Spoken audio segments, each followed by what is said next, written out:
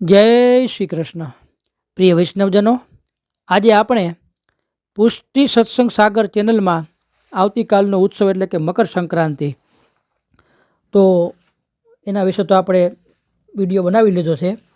પણ એમાં એક વૃષભાનજી એટલે કે બરસાનાની અંદર પ્રભુ પધારે છે જોગી બનીને, તો એ લીલાના એ ઝાંખી કરશું આપણે, અને પતંગના જે પદ છે એનો ભાવના આપણે વિચારીએ. એ પહેલાં જો આપે પુષ્ટિ સત્સંગ સાગર ચેનલને સબસ્ક્રાઈબ ન કરી હોય તો સબસ્ક્રાઈબ કરો, તથા અન્ય વૈષ્ણવ મિત્રોને શેર કરો, જેથી કરીને સત્સંગના નવા વિડીયોઝ તેમને સુધી પણ પહોંચી શકે.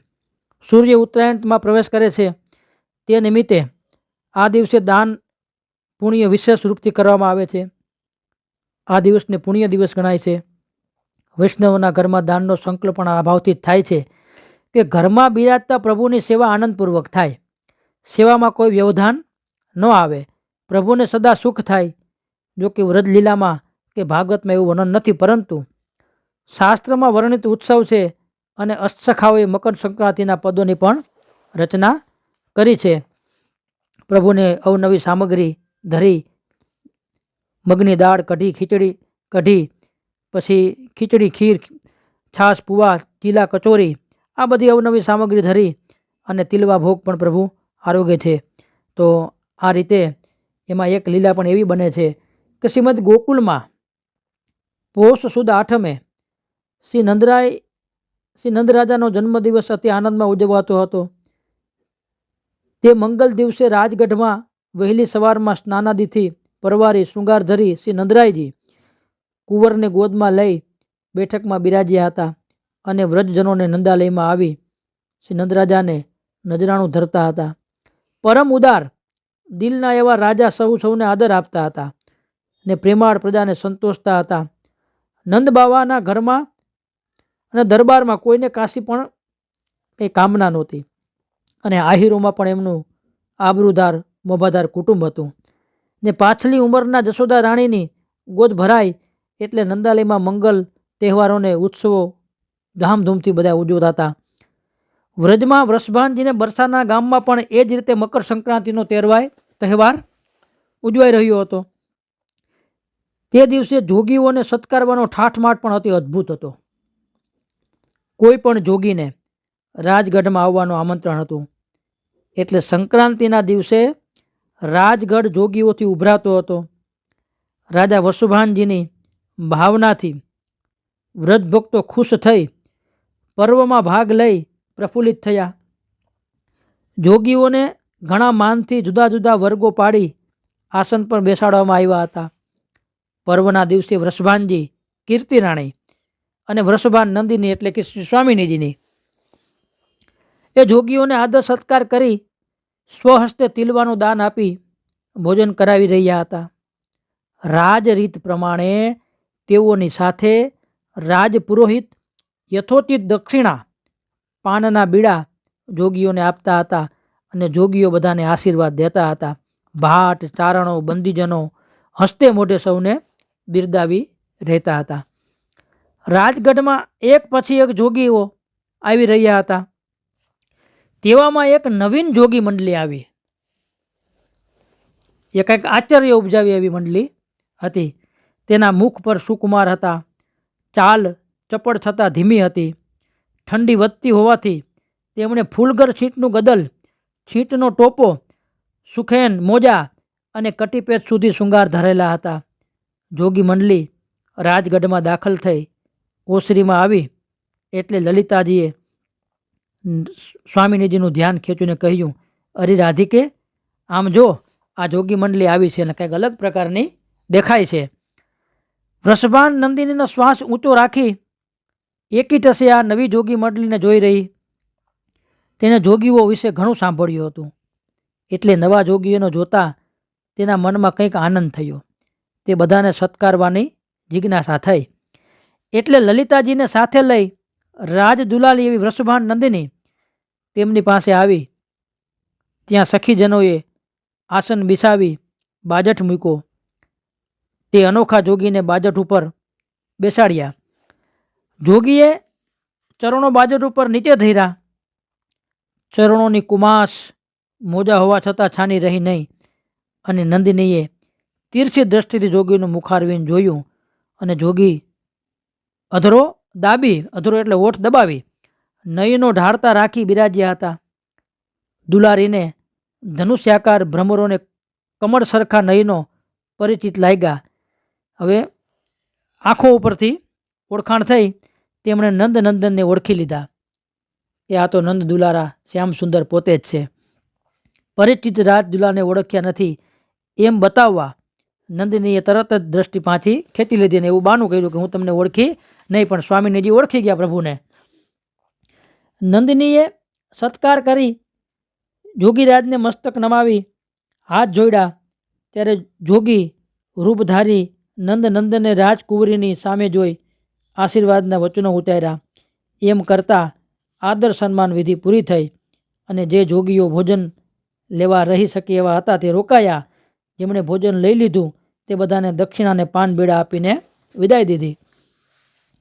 ત્યારબાદ નવા આવનાર જોગીને પણ ભોજન દાન લઈ પોતાના જોગીવૃંદની સાથે વિદાય લઈ રાજગઢ બહાર નીકળ્યા. જતાં જતાં સંકેતથી પતંગ ચડાવવા માટે શ્રી લલિતાજીને સૂચના કરી, એટલે સંકેત પ્રમાણે બંને મળ્યા. પછી યુગલ સ્વરૂપે પતંગ ચડાવી પેચ કરવાનું નક્કી કર્યું. વૃષભાન નંદિની સખીઓના ભવ્ય રસાલા સાથે ત્વરિત વેગે ઉપર અગાસીમાં આવી પહોંચી. દૂર દૂર એમણે નંદાલયના કાંગરા જોયા અને તે અધીરી બની ગઈ.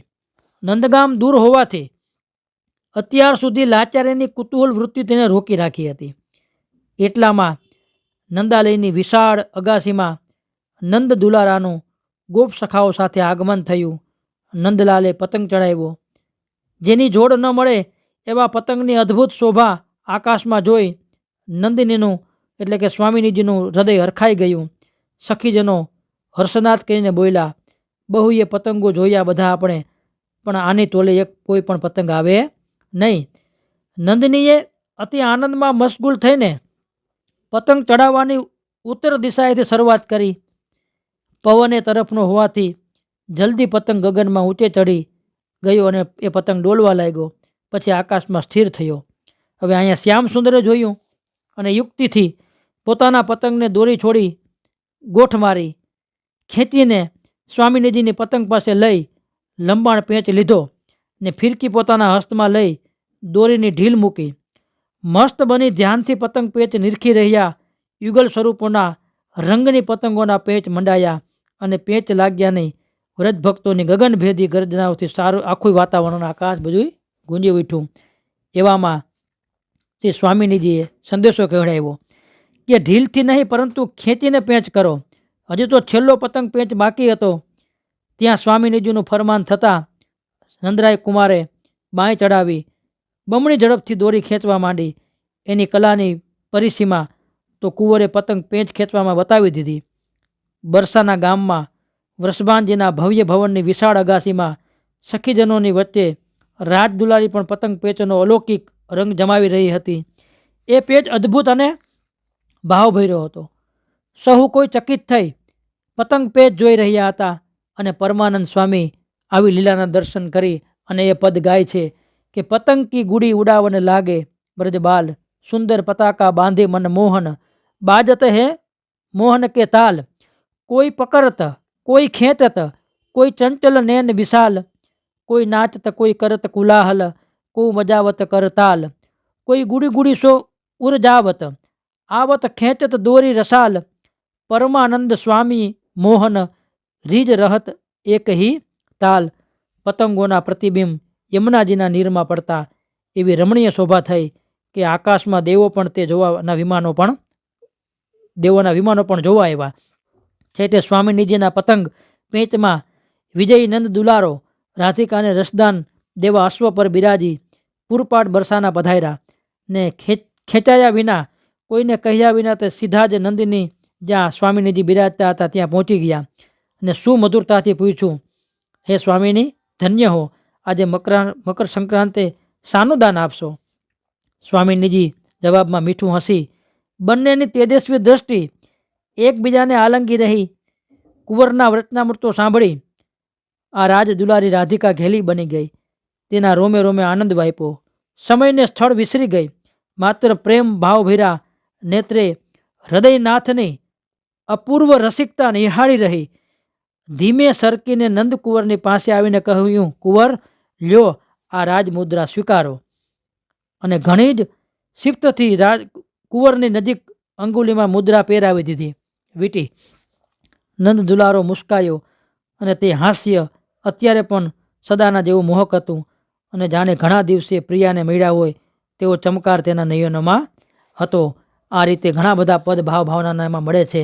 દેખ સખી મદન ગોપાલ, વાઘો ઘેરદાર શિર પગિયા, પહેરે મોજા લાલ, પચરંગ કવાય છીટકી ફરગુલ, ઉર્ધરે મણિલાલ, લે ચોગાન ગેંદ ખેલન ચલે, સંગ લીએ બ્રજબાલ, કરત આરતી માત યશોદા, ગાવત ગીત રસાલ, કૃષ્ણદાસ પ્રભુ પર ન્યોછાવર, વારત મુક્તા માલ.